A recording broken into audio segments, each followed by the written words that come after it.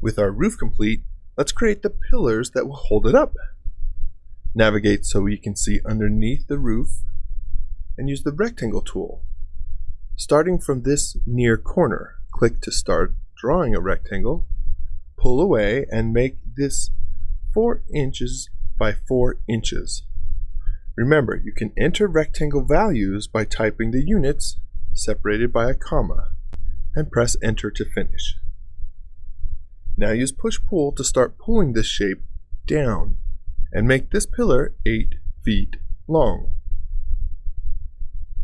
Let's group this pillar before copying it. So, like before, use the select tool to triple click on the pillar, 1, 2, 3. And this time, we'll make this a component.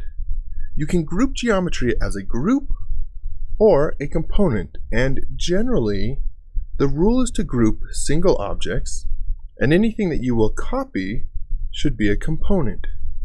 We are going to copy this pillar, so we'll make it a component.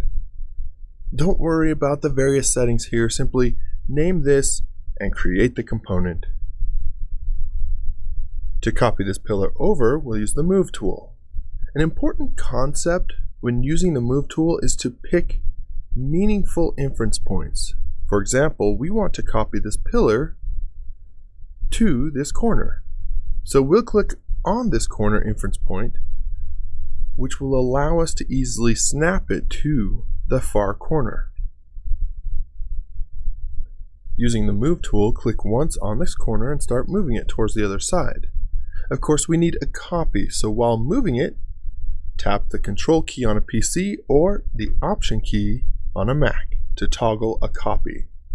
Now the original pillar component is left in place, and we can move this copy to the other side, clicking on the far corner to place it exactly. Let's do this again, this time with our 2 pillars. Use the select arrow to select one pillar, then hold the Shift key to add to our selection and click on the second pillar. With both pillars selected, choose the Move tool, and again we'll move these with a meaningful inference point. And this corner will work well. Click on this endpoint, start moving our pillars, and tap the Control or Option key on a Mac to toggle a copy. Now place these exactly at the opposite corner.